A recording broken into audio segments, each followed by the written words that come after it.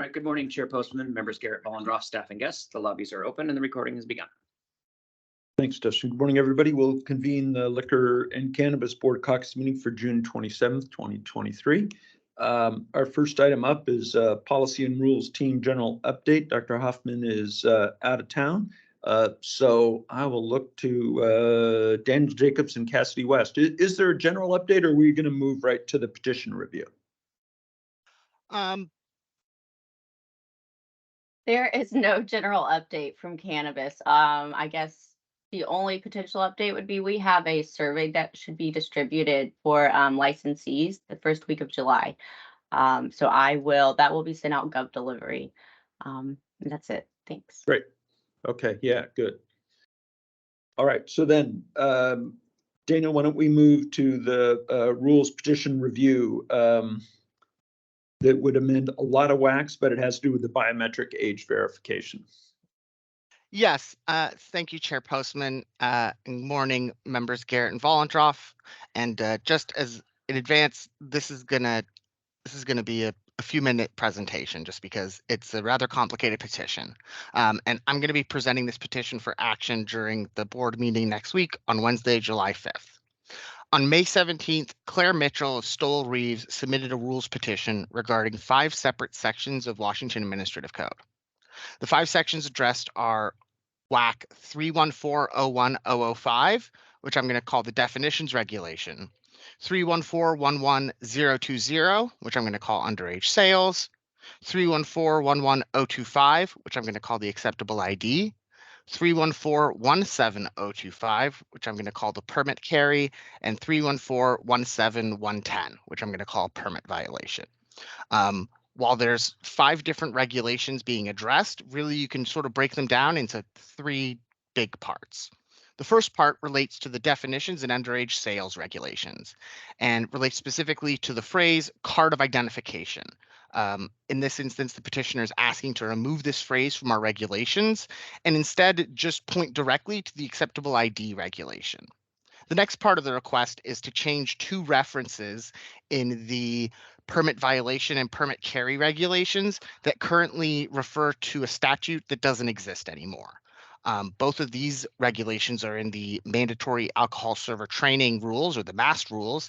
And as you might recall, we actually have an ongoing rule project for those rules. And then the last is in the acceptable ID regulation. And this is sort of the meat of the request. Here, the petitioner is requesting that all of the currently accepted forms of ID be put into one category and a new category be created called a biometric age verification system, which I'll explain here in a little bit. And the petitioners proposed some guidelines and a general framework for what that means. Just as some history, when Initiative 1183 was approved by the voters in 2012, privatizing the sale of liquor, there were a bunch of statutes that were created and a bunch of statutes were deleted. One of the statutes was RCW, or one of the statutes that was deleted was RCW 66-16040. And this statute defined the phrase card of identification. Now, while the statute was repealed, the phrase wasn't removed from all law. And in fact, there's still several laws that we have on the books that use that phrase. For example, RCW 66-2170 says that a card of identification is going to be accepted as valid ID at places that sell alcohol. Additionally, RCW 66-2180 says that if you are somewhere that sells alcohol and one of our LCB enforcement officers asks to see your card of identification, you have to show it to them. This gets to our request. So the definitions regulation says that card of identification means, quote, the forms of identification that are acceptable to verify a person's age per RCW 66-16040. But as I just mentioned, that RCW actually doesn't exist anymore. It's one of the ones that was repealed by 1183.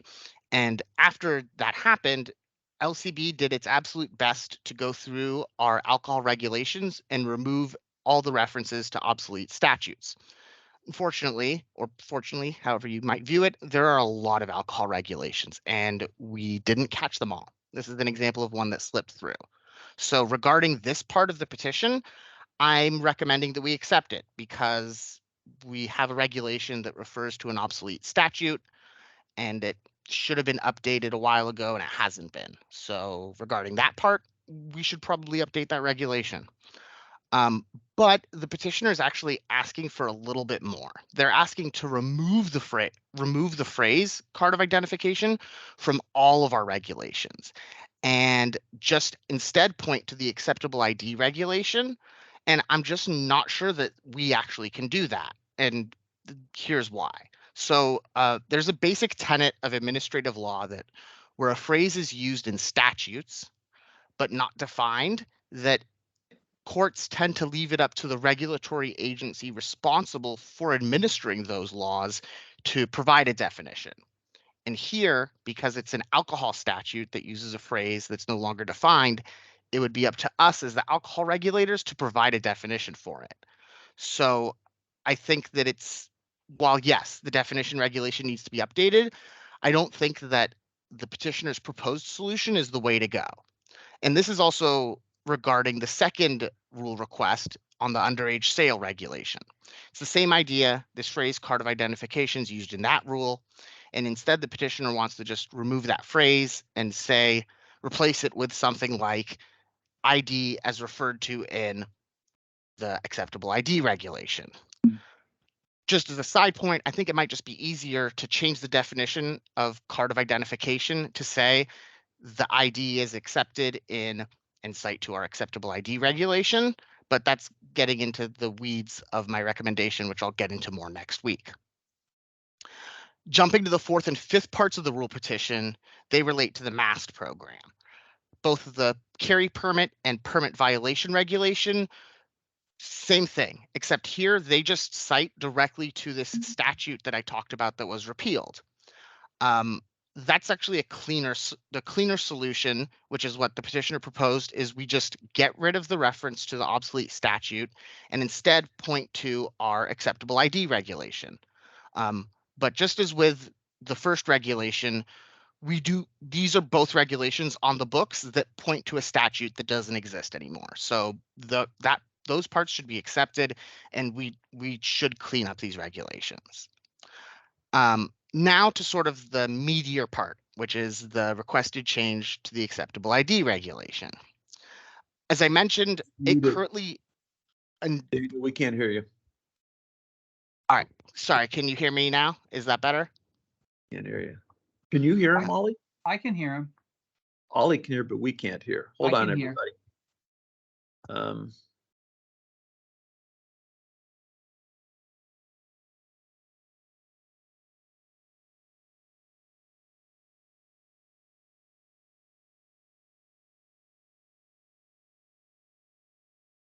How about now? Is that better? Yeah. Yep. Okay, great. You're back. What- Okay, sorry. Go ahead. No, it's fine. When did how far back? Just 30 seconds back. So Talking about the MAST programs where I got cut off. Yeah, right in. All right, great. So the MAST regulations, they point to the same obsolete statute. We can just cut out the reference to that obsolete statute and instead point to our acceptable ID regulation. That's a pretty easy fix. And regarding those parts of the petition, we should accept it because as with the definitions regulation, we should, where we can avoid it, we shouldn't have regulations that point to obsolete statutes. That doesn't really help anybody. So yes, we should change it. And now I'm going to get sort of to the meat of the request, which is the acceptable ID regulation. The acceptable ID regulation currently basically says, here are the forms of ID that you can present at places that sell alcohol to show that you're 21 or over. And they include driver's licenses, passports, military ID, a whole bunch of other government issued ID cards, essentially. Here, the petitioner is requesting that we sort of group all of those ID cards with photos into one category. And then we create another category that's called a.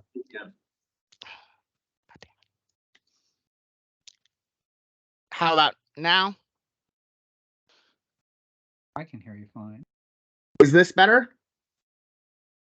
I can hear you, Online, Daniel. we can hear just fine. It's there can in you the hear- room. Can you hear us, Daniel? Yeah, no, I can hear you. Okay. I just want to make Yeah, sure. it's just, it sounds like it's just there in the room. Yeah. Okay. Okay, now I can hear you. I don't know what's going on. It's intermittent. Okay. Go ahead. Let's try to, yeah, we'll see if we can get through it. Go ahead. Sorry. Okay. So this proposed new category is called a biometric age verification system.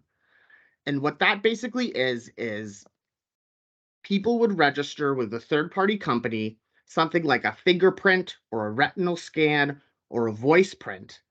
And this company has these algorithms and this encrypted data in a way that's secure. And the company also has a copy of your government ID. And basically, the idea is that you could go to an alcohol establishment, scan your fingerprint or your retinal scan or whatever it is, and then on the ID checker's screen, your government ID shows up and something says, yes, this person's 21 or over, you're all good to go. And for sort of context, this is actually already in use in Colorado in alcohol establishments. Just a few months ago, I think it was introduced at the Colorado Rockies ballpark at Coors Field. But there have been some folks who've expressed concerns. In addition to digital privacy and data use concerns, there have been some equity concerns raised about how accurate and unbiased the use of biometric data can be. And organizations like the ACLU and the Electronic Privacy and Information Center have submitted comments on other agencies' rulemaking expressing these concerns. The most recent sort of prevalent use of biometric data has been by agencies responsible for distributing unemployment aid during the pandemic. And they, as we all know, there have been some problems with some fraud of unemployment aid and stuff like that. And so a bunch of state agencies were using biometric data to verify ID, but the U.S. Department of Labor's Office of Inspector General issued a memorandum back in March expressing concerns about how this biometric data is being used. Putting that aside, this would be something that's different for Washington State. Just as reference, there was recently a petition about adding the Nexus ID card as a valid form of ID. But that's different from this because that's just adding, or not just, but that's adding a different kind of government issued ID to what we recognize as ID. This would be more of a paradigm shift in how Washingtonians verify who they are for purposes of purchasing alcohol. After careful analysis, we think that leaving aside whether or not this is a good idea, this is a decision that should be best left with the legislature. If the legislature were to decide that biometric data like this should be used as an alternative form of ID, we would do rulemaking on it. But the decision of whether or not to sort of go down this route, we think that's something that's best left to our elected officials. And so I would be recommending declining this part of the petition. And that's my presentation. I know that was a lot, and I also know that there was some audio issues, so I'm happy to answer any questions. Yeah, thanks. Ollie, go ahead. So, when you say left with the legislation, is this something the LCB, if we decide we would want to do this or pilot this or whatever that is, do we have the authority to do that? Do we know? So we might. We might have, because we do have the authority to determine what counts as acceptable ID. In theory, we would have the authority to do it. I guess my sort of point was unlike the Nexus ID where we're adding a different kind of government issued photo ID, this is something where folks' biometric data and other stuff's going to start being collected. And there's been other concerns raised by staff about how sort of enforcement would go about checking people's ID. Would we have to have fingerprint scanners or software installed on, enforcement officers' state-issued iPhones, because right now enforcement officers can go to establishments and say, hey, you look pretty young. Can you show me your ID? And, now they pull out the whatever card it is. Whereas if suddenly you don't need to have ID, you can scan your fingerprint, the question is going to be, well, so how exactly does that work? For example, but we're talking about something that sounds like is new and upcoming. And you mentioned Colorado is already doing that and might be others.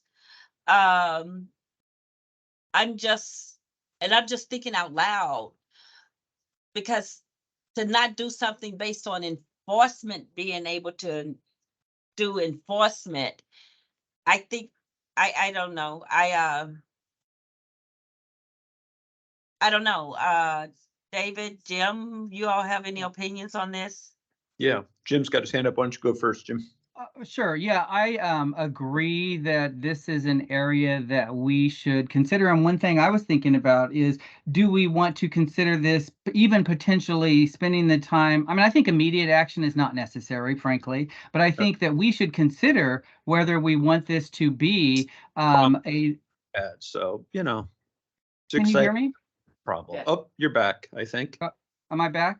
You are. Go ahead. Sorry. Okay, sorry about that. Anyway, I would say I agree with some of all these comments and questions along the same lines. I'm wondering if we may want to even consider this as a agency legislation, something that we put forward with careful thought. I mean, I just think that to just wait for the legislature to act on something isn't always the best strategy.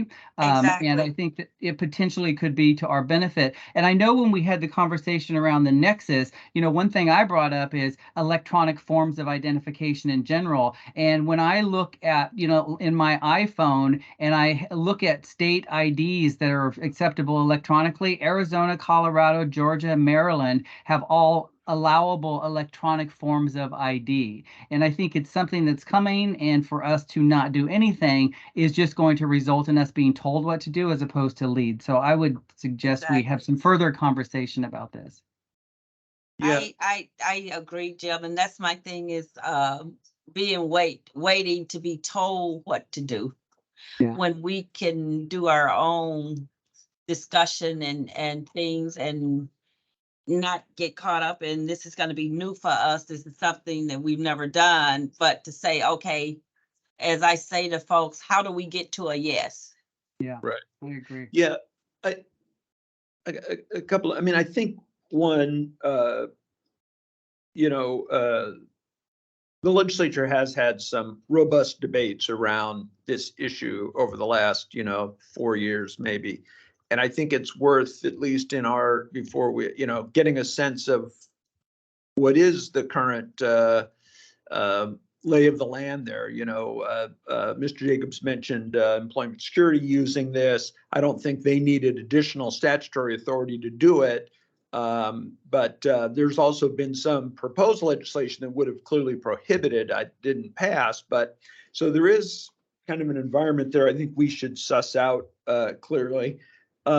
The other thing I wonder about, you mentioned the Colorado Rockies ballpark, Mr. Jacobs, and when I first heard about this and I envisioned it, I thought of it more in that kind of contained way. So in a facility that has that technology where somebody could do it. The clearest example is the airport with Clear. That's exactly what that is. You get to go in there without your ID. And it's a controlled environment in that way. So anyhow, one thing I wonder about is, let me ask you this. If we accepted the petition, that gives us the ability, we still have some leeway there. If we wanted to come up with a pilot program, we could do that, right? As part of that rulemaking, we're not bound to all or nothing. Yes, absolutely. We could certainly, accepting the petition, like with all petitions, it doesn't sort of limit us to one course of action. It just sort of says we're going to start having the conversation. And as you said, being used in a specific example like a ballpark, and other folks, or as part of the sort of internal stakeholders, other folks brought up the Clear ID as an example, and that's currently used at SeaTac. If, for example, a pilot program wanted to be used at one of our stadiums, that, we certainly would have the authority to allow that to happen. And, I think that realistically, even if this was implemented, I don't think that every bar and every alcohol establishment across the state would suddenly get fingerprint scanners. It would be more likely probably to be used at some of the stadiums and entertainment arenas. Right. It can't be cheap. Jim? Yeah. One thing that going back to the comment about the ACLU and social equity and all that kind of stuff, I think the making it voluntary as opposed to exclusively going in this direction. I know here in King County, there's been establishments that have gone cash free, and there are questions about that, and social equity questions around institutions that don't accept cash. And so making it a voluntary as opposed to somebody exclusively moving to this would be something that we should at least consider. Yeah, I think the other thing that again, Mr. Jacobs raised as a question, which I think we would, if we were to accept the petition, even looked at a pilot program, is that enforcement piece of it, which is I could envision allowing a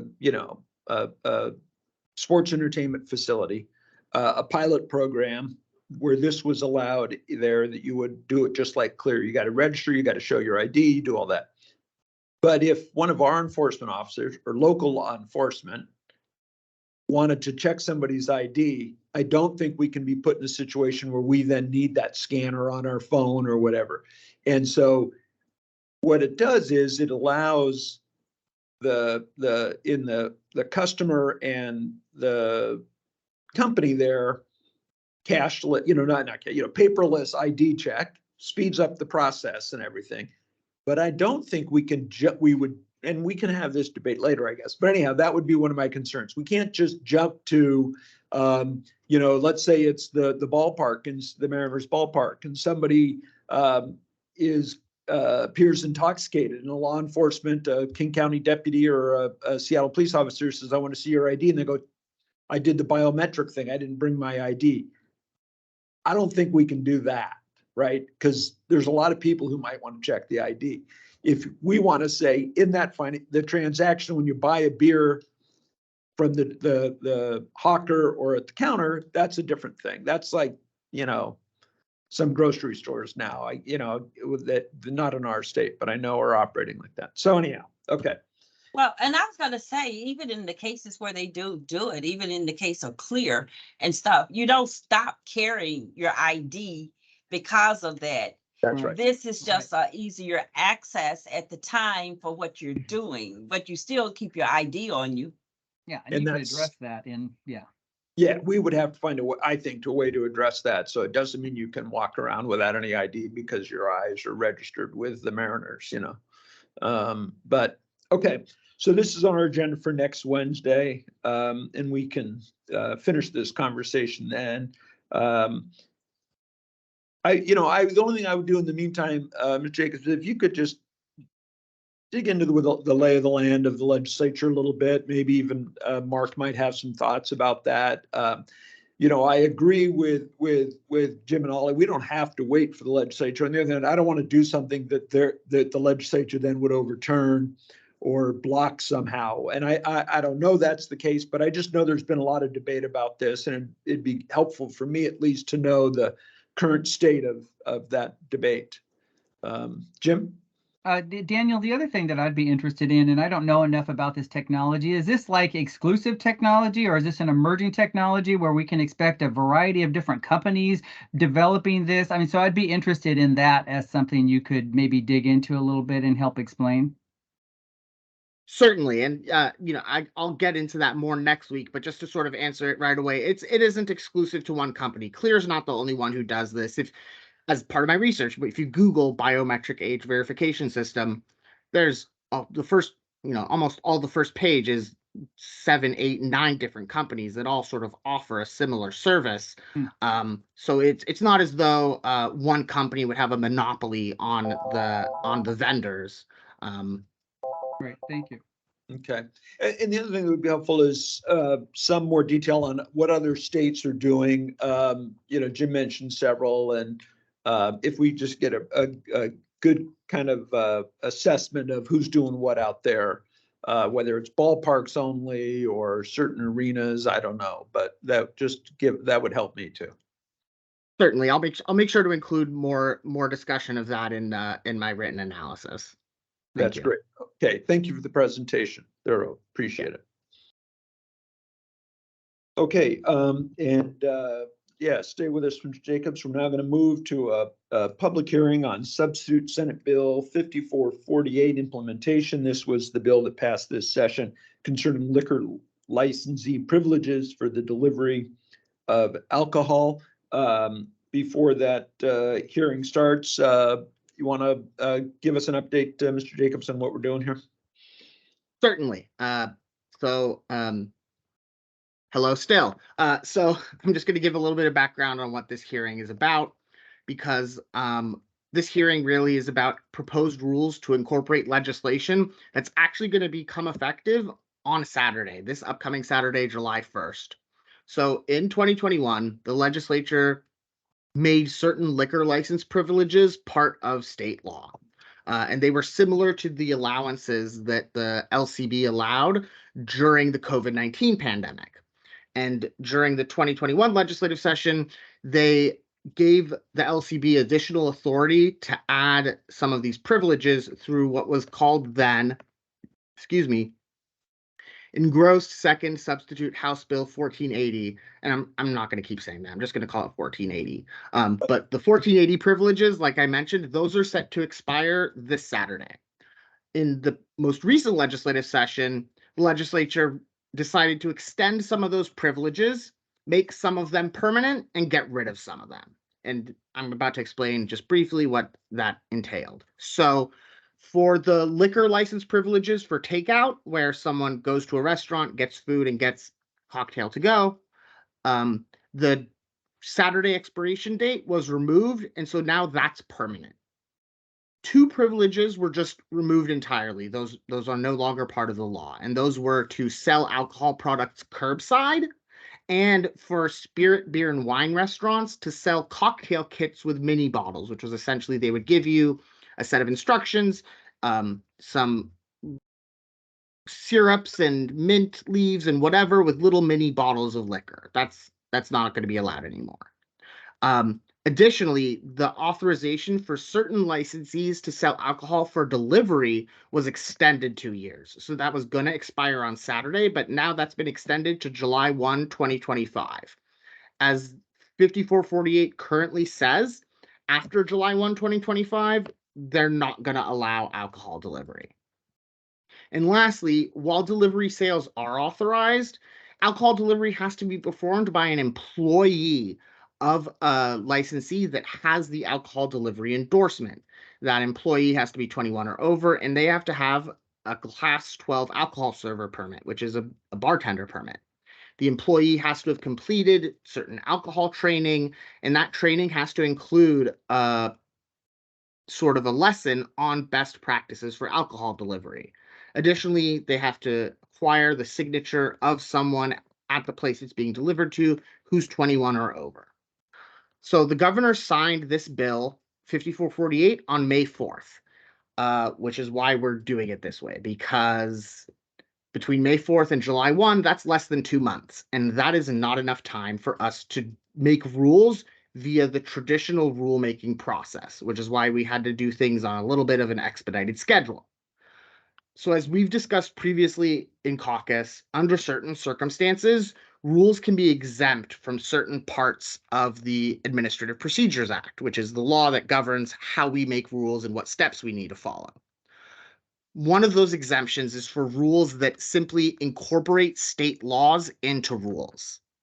It also says that we can have exceptions for rules where the state law tells us we have to do something.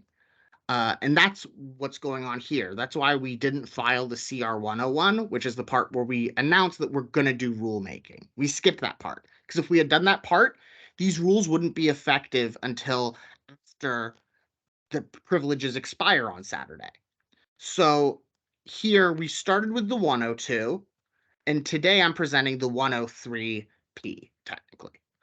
The CR 102 is approved and filed on May 24th, and we actually have received no comments on it. That concludes my presentation, and I'm happy to answer any questions. Any questions from board members at this point? No. Okay. Thank you for the presentation. We do have a few people signed up to testify, so we'll go ahead and move into the public hearing part of the meeting. All three signed up are virtual. I'll call your name and just give us a second to find you online there and unmute you, and then you'll be able to go ahead. So first up is Scott Waller.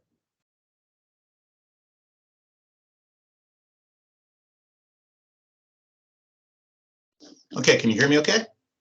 Sure can. Morning. Sure, great, okay. Thank you for the opportunity to testify regarding the CR 102 for implementing the revised rules for alcohol delivery and alcohol takeout. My name is Scott Waller, and I'm a board member with Washington Association for Substance Use and Violence Prevention, or WASVAP.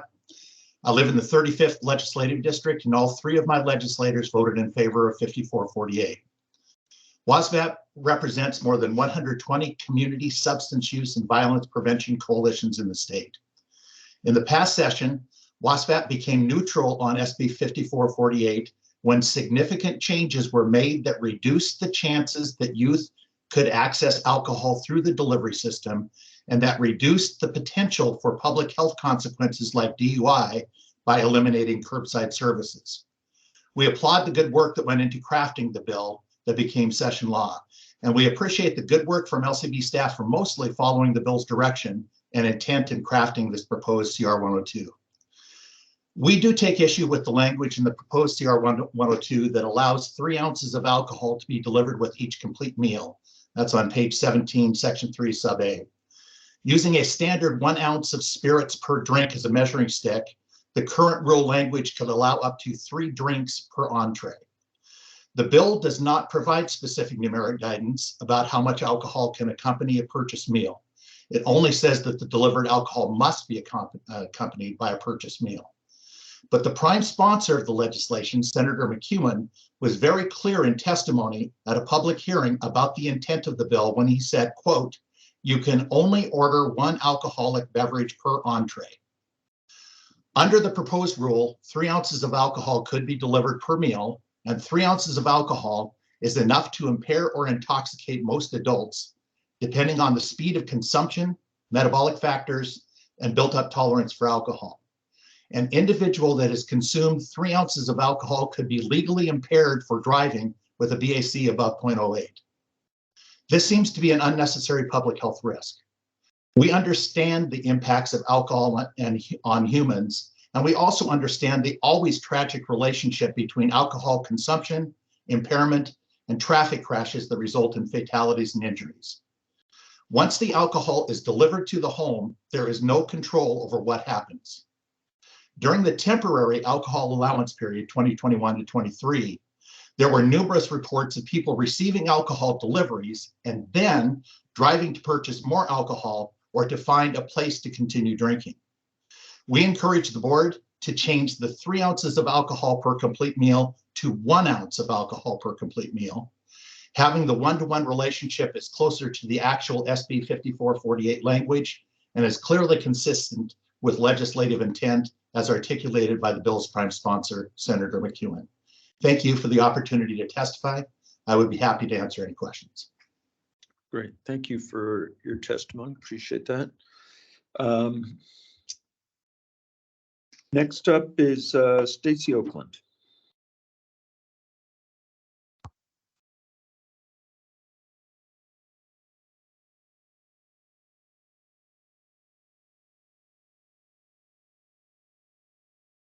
All right, you should be able to go ahead. There you are. Hello. Good morning. Good morning.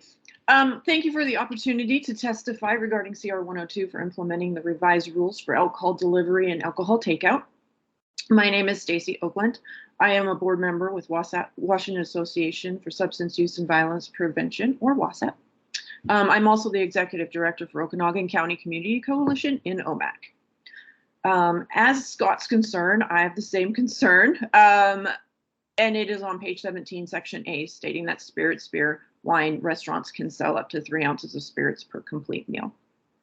Although Senate Bill 5448 doesn't explicitly define a number of ounces, the spirit of the bill is 1 drink per meal. So if you look at the National Institute of Health standards, U.S. standard of drink chart, 1.5 ounces of spirits, say like vodka or tequila, is actually 40% alcohol. So up to 3 ounces technically could be 2 standard drinks. National Institute of Health also states it takes approximately 1 hour to metabolize 1 ounce of spirits. So I propose reducing the amount of spirits allowed to be delivered from 3 ounces to 1 ounce. Thank you for your time. I will email my testimony after the hearing. Thank you. Great, thank you. And the next person signed up is Linda Thompson.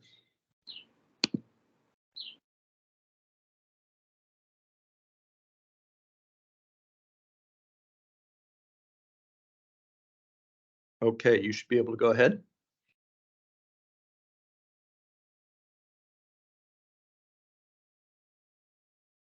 There we go. Linda Thompson.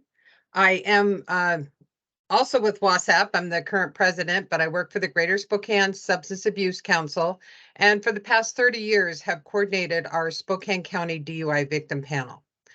I had lost my 3-year-old son to a 17-time repeat drunk driver and really felt that I needed to get into prevention. And so this has been my life work since Trevor was killed in 1986. I am also here to testify about changing that rule back to be 1 ounce of alcohol for the drink per the meal. We know that was the intent based on the hearing that Senator testified on. In my district, I live in the 4th district, and even though Senator Padden, Representative Schmidt, and Christian are all my current district folks for me, in the Spokane region, we have 15 legislators. 2 of our representatives they voted no on this bill, but I know that the overwhelming majority are really focused on community norming for alcohol, public safety, and looking at impaired driving. As you have heard, we know oftentimes folks will get a delivery of alcohol at home and then decide that they do want to go back out and get more. Here at the victim panel, we have our panels 4 to 5 times a month, and we have many, many people now who are repeat offenders over the last couple of years with the COVID impacts. We know that people are feeling a real need to socialize and try to get out there, and we know that many are self-medicating. I also want to speak in support of those in treatment and those in recovery. It is extremely important that we have community norms, that alcohol is not the norm that for everything, that you have to have it delivered to home and have a lot of it. We want to make sure that our youth don't get access. And so you've heard eloquent testimony from my colleagues, Scott and Stacy. Just really would appreciate that you change that, make that 1 ounce the norm, and help us as we really try to watch over the health and safety and all of our partnerships working together to make sure that we don't have the tragedies with alcohol that we continue to see on the rise here in our state. Thank you. Thank you. Appreciate your testimony and appreciate the work that all 3 of you do in the communities, and I'm glad you joined us today. Mr. Jacobs, can I ask you to rejoin us? Because I'd like to ask about this, if I could. Where did the number come from, and is there any steps if one were interested in reducing that number? What would happen? How do we do that? Sure. So I believe the 3 ounces, I believe that came from a standard measurement. I don't have the exact standard in front of me. I'm trying to pull it up. And that's on the CR 102. They all had mentioned which page it was on.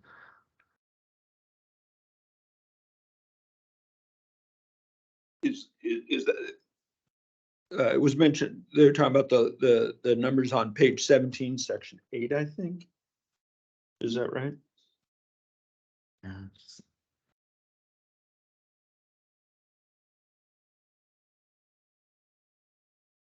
Yes, I would say that I think that those numbers, I think those numbers may have come from 17. Sorry, my computer is acting slow right now because of course it is. It's okay.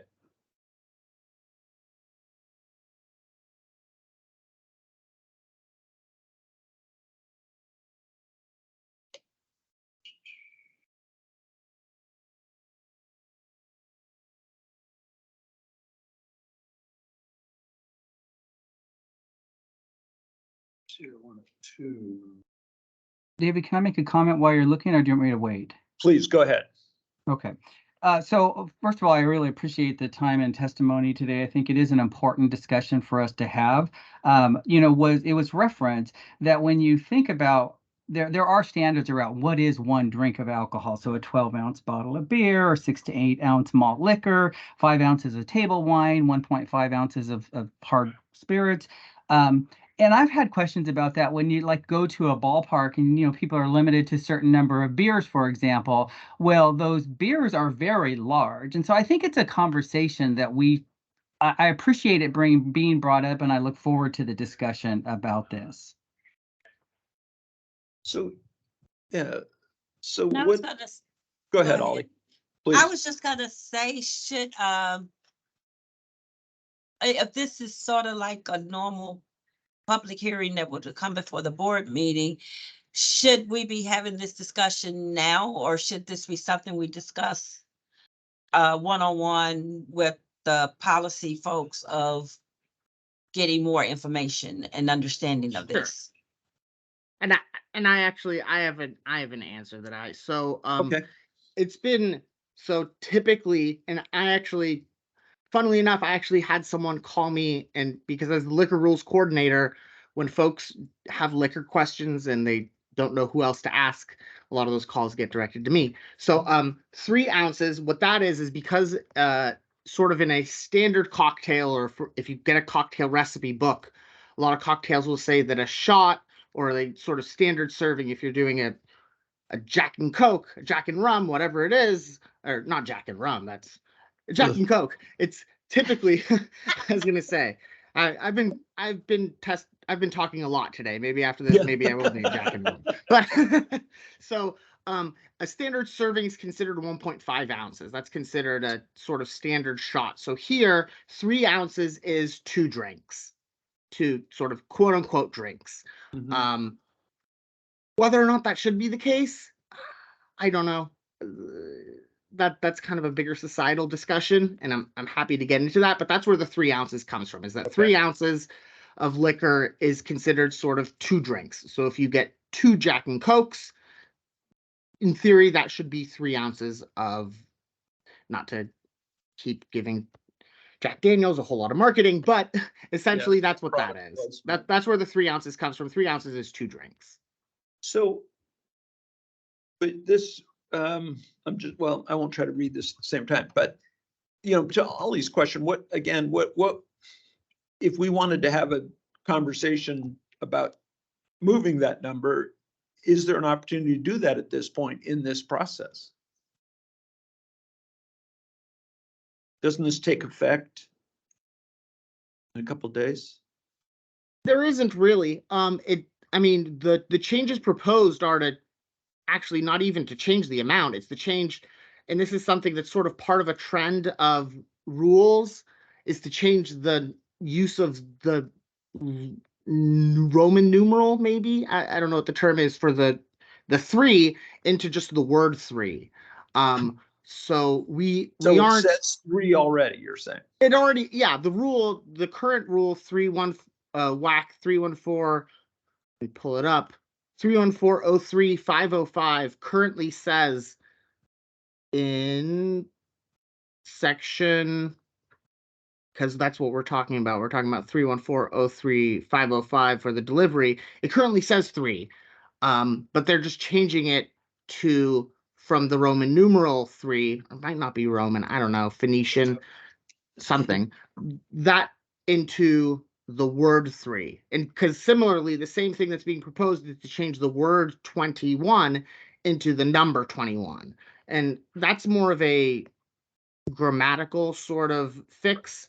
That's part of the trend of rulemaking changes whenever we open up a rule. Similarly, because some of our old regulations are phrased as questions and answers, and we're trying to move away from that. So whenever we open up a regulation and it's phrased as a question, we get rid of the question mark and we try and move it around, because we don't want all of our regulations to be questions and answers. That's kind of an outdated way of doing things.